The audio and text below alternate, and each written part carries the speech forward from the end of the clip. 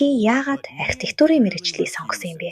Одоо шууд очиж өөрчил гэсэн ч Неон тодорхой татгалзна.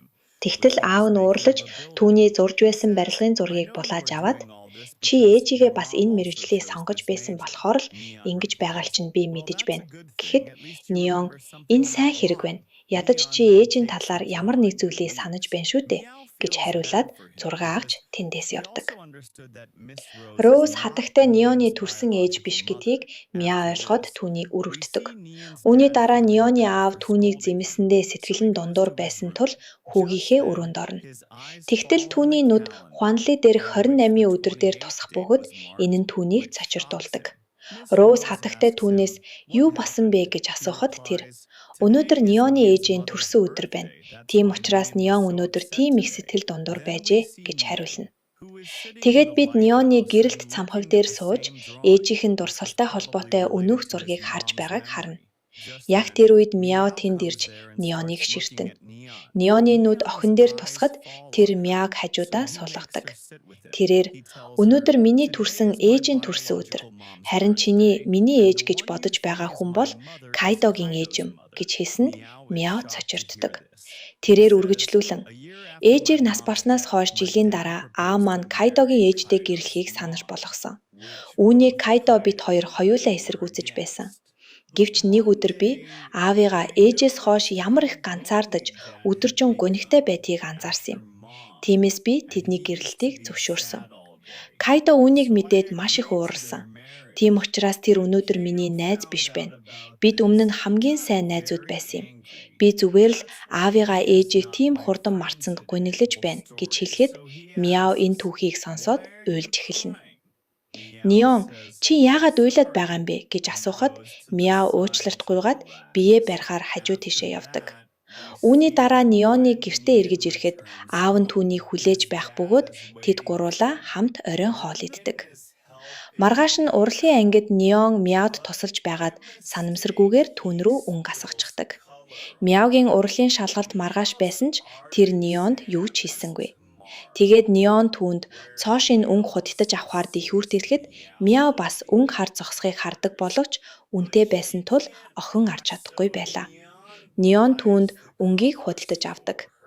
Маргааш нь Мяог шалгалт өгөхөөр явхад Неон бас тэнд байж түүнд амжилт хүсэн өнөөх өнгийг өгнө. Мяо авахаас татгалцсан ч Неоныг шаарцаар байсан тул авдаг. 3 хоногийн дараа Мяо урлагийн шалгалтын дүнгээ Неоны аавд харуулна. Тэр Мяог сайн дүнтэй тэнцсэнийг хараад маш их баярлана. Охин энэ мэдээг Неонд хэлхийг хүссэн ч түүнийг хаанаас ч орж харахгүй байсан тул гэлүүгээ буцна. Тэгээд нэг өдөр тэр далайн ирэг дээр ирж Неоны талаар бодож зогсно. Яг тэр үед Неон тэнд ирдэг. Охиныг хараад Неон чи энд яаж ирвэ гэж асуухад Мяо би дүүгийнхээ төсөлд зориулж хисаа цуглуулахаар ирсэн гэж хариулна. Тэгээд тэр охинд тусалдаг. Үүний дараа Мяо түүнд урлагийн шалгалтандаа тэнцсэн тухайгаа хэлэхэд тэр баярлана. Тэгээд хэрвээ чиний дүү чиний үгийг сонсохгүй бол чи яадаг вэ гэж асуухад Мяо энгийн шүү дээ. Хүүхдүүдээ юу хийхийг хориглоно. Тэд түүнийг заавал хийдэг. Би дүүгээ үүний дагуу ажилуулдаг гэж хариулдаг. Неонд энэ санаа таалагдана. Энэ үед утсыг татлах гэж байгаад тэр нь Мяогийн брекетэнд тэгэлждэг бөгөөд энэ нь Мяог маш их хичээдэг. Гэвч түүнд Неонд хэлэхээс өөр сонголт байгаагүй тул намайг энч рүү авч яваач гэж гуйна. Инлэгт энч түнд чиний шүднүүд засагдсан тул одоо брекетээ авч болно гэж хэлв. Энийг сонсоод Мяо маш их баярлана. Мяог баяртай байгааг хараад Неон бас инээмсэглэнэ. Гэртээ ирэхэд нь Кайдо түнд өрөөний түрээсээ мөртүүлнэ. Неон нэг зүйлийг бодож өрөө рүүгээ орж зүйлсийг зөөж эхэлнэ. Кайдо түүнээс чи юу хийж байгаа юм бэ гэж асуухад тэр надад ажлынхаа хувьд энэ бүтэн зай хэрэгтэй байна гэж тайлбарлаад Кайдод өрөөг сулж өг гэдэг. Энэ нь эхлээд Кайдог цочирдуулж тэр уурлан явах гэснээ би яагаад эндээс явах ёстой гэж. Чиний аав энэ бол миний ч гэсэн гэр гэж хэлсэн гин. Энийг сонсоод Неон баяртай тус өрөөнөөс гардаг. Маргааш нь Неон Кайдог үдэж чи хизээч миний их сургуульд эсэж чадахгүй гэж хэлсэнд Кайдо түүний сарилтыг хүлээж авна. Неон Мяовын арга ажиллаж байна гэж боддог. Дараагийн хэсэгт Яо Мяод чам руу нээн ярьсан. Гэрэлт цамхаг дээр хүрээд ир гэж байна гэж хэлв. Энийг сонсоод Мяу гэрэл цамхаг руу гүйсэн ч Неон аль хэдийн явчихсан байлаа. Мяу тэндээс Неоны өөртөө зориулж үлдээсэн тэмдэглэл номнуудыг олж хараад маш их баярлана. Дараагийн хэсэгт Мяуийн шалгалтууд дуусч дүнгээ үзэх өдөр болсон байв. Тэр дүү Яв болон ээжтэйгээ хамт дүнгээ шалгаад цочирддог. Учир нь тэр маш сайн дүн авсан байлаа. Ээж нь түүний дүнг хараад маш их баярлаж, "Одоо чи архитектурын мэргэжлэр сурнаа" гэж хэлдэг. Дараагийн хэсэгт Мяу шинтэй хамт их сургуульд ихсгээр ирсэн байв. Тэр шинээс нэнтэй уулзахыг хүсгэд шин "Чи төрүүлээд явж бай. Би удахгүй араас чинь очиж идэж хэлнэ." Нөгөө талд бид Неоныг ажил хийж байхыг харна. Яг тэр үед түүний ангийн охин Шао түн дээр ирдэг. Мяу тэнд ирээд тэднийг хамт байхыг олж харна. Тэгээ түүнийг Нэний найз охин байх гэж бодоод гунигтайгаар тэндээс явдаг. Тэр шинд Неоныг өөр охинтой хамт байхыг харсан тухайга хэлэхэд шин "Энэ чиний үл ойлголцол байж магадгүй. Учир нь Неон тийм хурдан харилцаанд орно гэж би бодохгүй байна" гэв. Тэгээд шин болон Мяугийн найз нар түүнд нэгэн санаа өгч "Бид яагаад Мяугийн гадаад түхийг өөрчилж болохгүй гэж. Магадгүй Неон түүнийг хараад сэтгэлдэл өндөр үлдэх байх" гэлцэнэ. Тэгээд маргааш нь тэд Мяугийн гэрт ирж түүнд бүтэн гоо сайхны арчилгаа хийж өгдөг. Маргааш нь тэд гуруулаа дотуур байр руу нүүж байхад шин Мяуг амны хаалт зүүсэн байхыг харна. Шин түүнээс шалтгааныг нь асуухад охин "Өчигдөр тавьсан нүүрний маскнаас олоод миний нүур хашилчихсан" гэж тайлбарладаг. Мяуг явах үед Яв маш их гунигтай байсан тул ээж нь түүнийг тайвшруулж "Мяу, удахгүй амарлаараа бидэнтэй хамт цагийг өнгөрөөн шүү дээ" гэдэг. Дараагийн хэсэгт Мяг их сургуульд ирмөрц түүний нүдний шилэн доош унаж хагарчихдаг. Тэгээд түүний цэргийн сургуультыг хариуцаж буй хүн нь Неон болохыг мэддэг. Тэр Неонд өөрийгөө ийм байдалтай харуулахыг хүсээгүй тул нуугдаж эхэлнэ. Гэвч Неон түүнийг олж хардаг. Тэгтэл командлагч Мяг амны хаартаа аваагүй байгааг хараад "Амны хаартаа ав" гэж хэлв. Мяг "Би авч чадахгүй" гэсэн ч командлагч уурлахад Мяг амны хаалтаа авдаг. Түүний усаан нүрийг хараад нэгэн хүү шоорж эхэлмэгц Кайдо Мяг хамгаалж эхэлдэг бөгөөд үүнээс болоод командлагч Кайдог үүмийн самуун дэгдээсэн гэж шийтгэнэ. Мяг командлагчид "Энэ Кайдогийн буруу биш" гэж хэлэхэд командлагч Мяг бас шийтгдэг. Неон ураг шалхаж Мягийн өмнөөс шийтгэлэг өөр дээрээ авдаг. Түүний дараа цайны газрын хэсэг гарч шинэ хүн бүрийн зургийг авчив. Яг тэр үед Неон ирж тэнд сууснаар Мяг маш их баярлана. Неон түүний нүур рүү хараад "Чиний нүур өмнөхөөсөө дээрцэн байна. Гэхдээ эмээ үргэлжлүүлэн түрхээрэй" гэж хэлсэнд Мяг Неоныг өнөөдөр ч гэсэн өөрт нь маш их санаа зорж байгаад баярлана. Яг тэр үед Неоны найз Шао бас тэнд ирдэг. Тэр Неоноос "Би бас тантай хамт сууж болох уу" гэж асуухад Неон "Тийм ээ, тэгэлгүй яах вэ" гэж хариулснаар тэр Неоны хажууд суух бөгөөд Мяг энэ нь огт таалагдахгүй. Дараагийн хэсэгт Мяг гадаа ганцаараа сууж байв. Яг тэр үед Неон түүн дээр ирж түүний биеийг асуугаад "Сайн дүн авсанд чинь баяр хүргэе" гэж хэлсэнд Мяг маш их баярлана. Тэгээд Неон түүнд нүүрэндээ наах хүргүүртэй наарт өгдөг. Мяг Шаогаас болоод гунигтай байсан тул Неон өөрөө өнөөх хүргүүртэй наартыг түүний нүүрэнд нааж өгнө.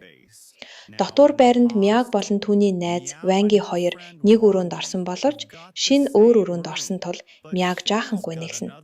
Тэдний 3 дахь өрөөний хамтрагч нь жаахан их цантай охин байсан тул тэд хоёулаа түүнтэй ярилцдаггүй байв. Дараагийн хэсэгт бид Кайдог ангидаа сууж байхыг харна. Яг тэр үед нэг охин түүн дээр ирж "Би чиний хажууд сууж болох уу" гэж асуухад Кайдо татгалзаж Мяг дуудаад "Би зөвхөн өөрийн ширээний хүүхдтэйгээ хамт сууна" гэдэг. Мяг "Энэ маш хачин юм. Кайдо яагаад надтай хамт суухыг хүсээд байгаа юм бол" гэж бодно. Тэгтэл багш тэдэнд "Урлагийн клубд эсэх нь жаахан хэцүү. Учир нь түүний ахлагч нь Неон бөгөөд тэр маш хатуу чанга хүн" гэж хэлв. Мяг үүнийг сонсоод баярлаж эхэлтэл Кайдо "Хэтэрхий их баярлах хэрэггүй. Чи зураг зурагтаа сайн биш болохоор сонгогдохгүй гэдгийг би мэдэж байна" гэж хэлсэнд Мяг түүнд уурлана. Дараагийн хэсэгт Неон Шаотай хамт зураг зурж байв. Мяг тэднийг нууцаар ажиллаж эхэлнэ. Неон түүнийг анзаарч нааш нь дуудана. Яг тэр үед Шао бас түүнтэй мэндчилдэг. Тэгээ тэр Мяугийн дайшинс дээр бодог болсон байгааг хараад би чамтай хамт явж үүнийг цэвэрлэж өгье гэсэн ч Шао дуцны дуудлага ирж тэр дотор байрны өрөөний талаар санаа зорж байгаа нь илэрдэг. Тэгтэл Ванги манай өрөөнд зай байгаа. Чи манайд ирж болно гэж хэлээд Ванги Шаотай хамт багштай уулзахаар явдаг. Тэгээд Неон Мяг загварын өрөөрөө дагуулan явж түүнд цэвэрлэх зүйл өгнө. Мяу үүнийг авч цэвэрлэж эхэлсэн ч түүнд хүндрэхтэй байв. Тэгтэл Неон ураг шалгаж түүний дайшин зээг өөрөө цэвэрлэж өгч эхэлнэ. Неоныг тийм ойрхон байхыг хараад Мяуд маш сайхан санагдана. Цэвэрлэж дуусаад Неон зүйлсийг дард хийхээр явдаг. Мяу тэнд байсан нэгэн загварын бүтээлийг сонирхож байгаад санамсаргүйгээр түүнийг нь хагарж архина. Нин ирээд чи юу хийчихвэ? Энэ бол Неоны хамгийн дуртай загвар шүү дээ. Өмнөх удаа би үүнийг хаалхад Неон намайг өөрийнхөө бохир амьсыг үнэрлөөрж шийтгсэн. Чамд юу тохиолдохыг төсөрж байна уу гэв. Яг тэр үед Неон тэнд ирдэг. Нин түүнд болсон явдлыг хэлэхэд Неон Мяу руу өөртөө харах бөгөөд Мяу одоо тэр намайг зүгээр өнгөрөөхгүй байх гэж бодно. Гэвч Неон Мяуд зүгээрээ би үүнийг засчихна гэж хэлсэнд Нин цачирддаг. Мяу Вангид энэ талаар хэлэхэд Ванги магадгүй Неон чамд сайн биш үү гэж асуухад Мяу зүгээр л үүнийг бодоод үлээдэг. Дараагийн хэсэгт Мяуд ханан дээр зураг турах даалгавар өгөгддөг. Тэр маш их ядарч сууж байгаад унтаад өгдөг. Түүнийг сэрэхэд Неон зураг зурж байхыг хараад цочирддаг.